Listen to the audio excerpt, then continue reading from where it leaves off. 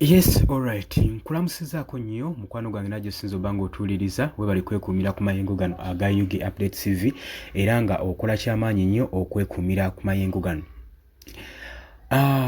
Kakati nno ebigenda mu maaso mu ggwanga, Joel Ssenyonyi, Leader of Opposition, agenda mu maaso n'okulumiriza Joyce Baagala ssaako ne ba MPs abalala 4 olw'okukozesa erinnya lye oddittattana oddikozesa okutambula eŋŋendo ez'enjawulo. Leader of Opposition Joel Ssenyonyi mu Parliament tukimanyi bulungi nnyo era ng'ono era mwogezi wa National Unity Platform ekibiina ky'atwala era mubaka wa Nakawa agenze mu maaso n'okundeeminga obufere obwatabiddwamu ba MPs enkuyanja abo bagambibwa nti nno baakozesa erinnya lye okufuna invitation ku workshop mu Mombasa mu ggwanga erya Kenya. Agamba nti bano baakozesa erinnya lyange nga simanyi nga tebantegeezezza nako mu ngeri ey'ekyenoonero ne balikozesa mu ngeri y'obufere. Joel Ssenyonyi watu wagamba Leader of Opposition agamba nti invitation eno gye baakola eraga legislative center nga eyita ba members okuva mu opposition basobole okuba nga bakiika mu workshop. Enono yali eganyiddwamu ng'egamba inclusive leadership and governance for social equity and development.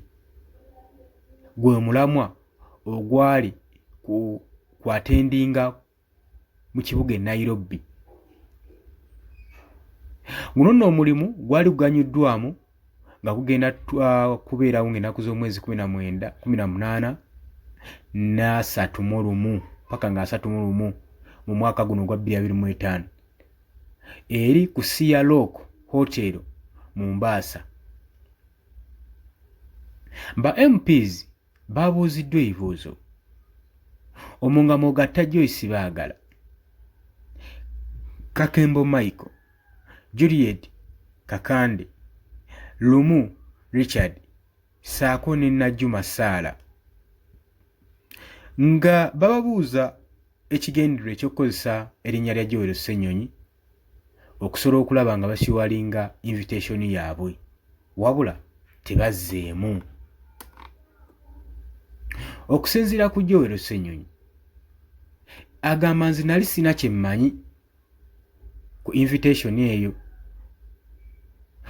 paka we nagirisiivinga okuva wa speaker mu Parliament. Era n'agenda mu maaso nnyo n'okwennyamira ku actions ku bikolwa by'aba MPs ng'agamba nti nno ba MPs bano bagenda mu maaso n'okuloobinga erinnya lye okuba nga baligattako ku lisiti okuva leeta we yalisiivingibwa bakwata erinnya lye ne baligatta ku lisiti. Leeta eno emenya legislative center yali ekigendererwa kyayo ng'ekoleddwa Leader of Opposition ne delegation ye newankubadde baagattamu Najjuma Sarah memba w'ekibiina kya NRM era nga bamugase mu delegation y'opposition. Kati ebibuuzo bijjaano nga byebuuzibwa eri abo abali authorized abawa omwagaanya eri invitations ezigenda mu maaso mu Parliament y'eggwanga. Era agamba nti ki ekyabadde mabega wa action eno eri ba MP kuba ye Joel Ssenyonyi agamba kale ebyandibadde awo naye ate n'owa NRM naye ne bamugattamu kigendererwa ki ekyali awo. olw'ekigendererwa kino Joe Lusenyo teyeeyabandaaziza yagenze ku bikutu bye ku bibanja bye bya social media n'agenda mu maaso n'okuba nga alumiriza bano ba MPs olw'okufera erinnya lye olw'okufera nga bakozesa erinnya lye okusobola okulaba nga bagenda ku trip e Mombasa. Yagenze mu maaso n'okwebuuza lwaki ba MP babehavinga mu ngeri efaananako bw'etyo era ng'ayita ekikolwa kino kye baakoze eky'obufere era nga kiri irresponsible. Jjukira nti Legislative Center and Human Capital Development Institution ezibeesinze mu kibuga Nairobi basindika invitation nga part ku ebyo ebigenda mu maaso okuteekawo effort okupromotinga saako n'okuinclusinga leadership saako ne governance. Workshop yali edesigningiddwa to equip n'okuparticipatinga ne skills ezeetaagisa n'okulaba embala strategies okuimplementinga n'okugaziya ku modo ez'obukulembeze nga bafokasinze ku social equity saako ne national development n'enkulaakulana ey'awamu ey'omuggundu. Kati wano mu kino ekikola kye baakoze Joe Lusenyo yagenda mu maaso n'okuba nga abanja bano bavunaanibwe ku bikolwa bye baakoze eby'okuttattana n'okukozesa erinnya lye okufera. Era agamba yeebuuza n'okwebuuza intensioni zaabwe zaabadde ki okuteekawo embeera weeti.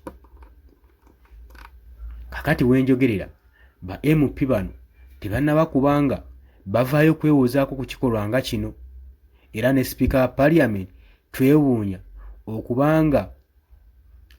okubanga afulumya invitation eno ogisamunalinga ogiapprovinga nga leader of opposition si yagimuwadde. Ekyo nakyo tugamba nti nno kiba kyebuunyisa. Nagambye muno ne Richard Lumu yabaddemu omuntu eyali awakanya obwaroopu nti tebulina kubanga bubeerawo era obwaroopu bulonderwenga ba members aba parliament. Tujjukira bulungi nnyo mu preliminary hearing ezaali zitudde mu kibuga eggulu parliament season tuzijjukira bulungi nnyo ng'okujja nti omulamu ogwali gutwekeddwayo gwa kuteeseganya ku leader of opposition. Twalaba okusika omugwa ebiseera ebyo nga obwaroopu buli mu kusoomoozebwa okubanga bwagala kuggyibwawo naye ng'abo bwabugjawo abakikulembeddemu bennyini bali ku ludda olw'opposition mbu nabo bavuganya gavumenti era baagala enkyukakyuka baagala ogijjako.